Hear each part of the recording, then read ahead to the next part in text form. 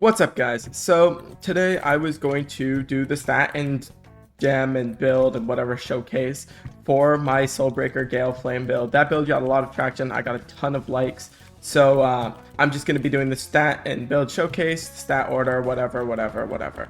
The stat order is in the builder link, and the builder link is in my Discord server. If you want to do it from this, that also works. I don't mind. But please do drop a like, drop a subscribe, drop a comment if this was helpful or if you have any more questions. But let's get right into the showcase.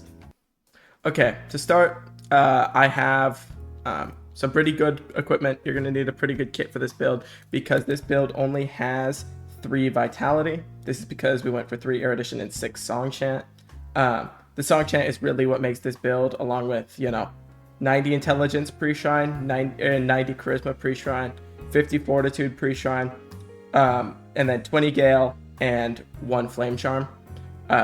This is all pre-shrine. I'll put up all the pre-shrine stats on screen for you to see.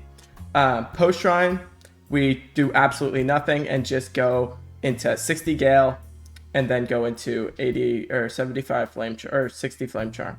Or 80 70 flame charm, it doesn't really matter. When you get to 60, you might want a flame charm, you might want to go for 75 gale. It's really up to you. The stat order post shrine doesn't really matter that much, so long as you don't weirdly split it.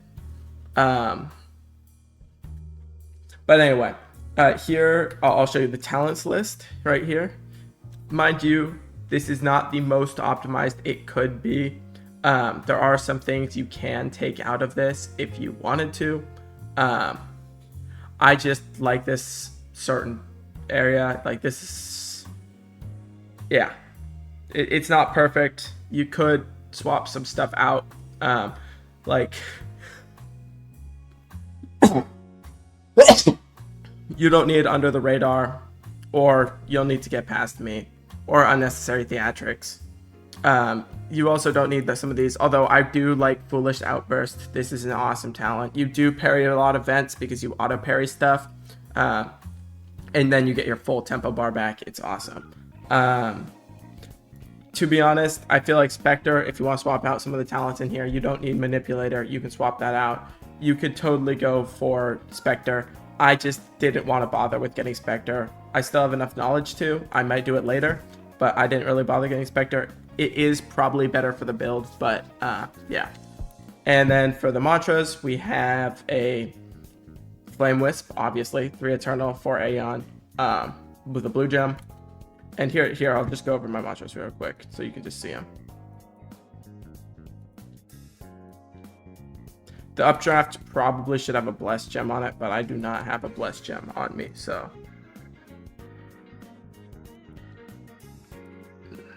Taunt is really strong because you have it at level 4 from 65 charisma. Because it lasts like forever. Ardo Slicer, probably the best move on Soulbreaker. It's the only Soulbreaker move I do use because the other, when you're going Dual Attunement Soulbreaker, the only move you should be using on Dual Attunement is Ardor Slicer because it's so strong. Everything else is pretty mid. Like, Rhythm Advance is good, but like Tacit Kick is terrible. Twister Kicks, Bloodless Gem, you just want that healing. And then, Flame Wisp with the blue gem. On this build, I have 534 HP. My kit is pretty good. It's not God Roll. I'm missing, like, this could be better. It shouldn't have 3 EVM.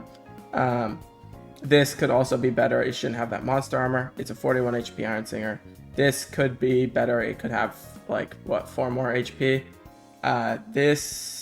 Some of my rings, like this one isn't God Roll and this one isn't God Roll. I could get a bit more posture there. Get up to 29 posture. The one problem with this build is it doesn't have a whole bunch of posture, but you're a mage, so you really don't want to be parry trading anyway.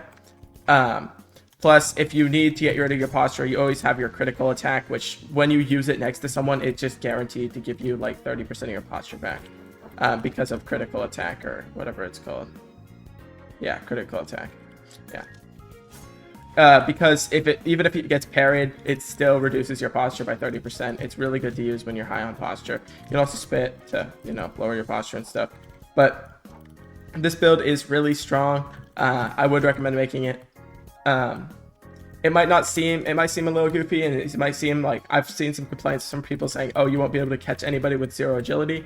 That's just blatantly not true. You still have good mobility with, you know, reverse spark, flame leap, and then, you know, just regular dashes with slide dashing makes you really fast, even if you don't necessarily, like, you don't need high agility to do this stuff, to be honest. You have wind passage, you have reverse flame leap, you can go fast.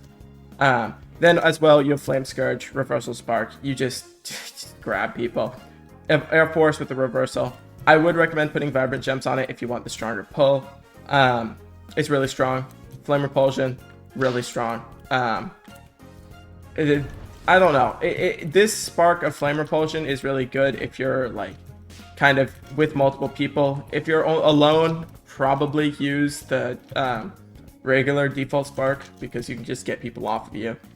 It's a lot easier to land, or a lot easier to use when you're getting pressured, but this build is really good. Would recommend making it. It's very strong. Anyway, that's gonna be it for me. It's probably not gonna be a super long video, but whatever.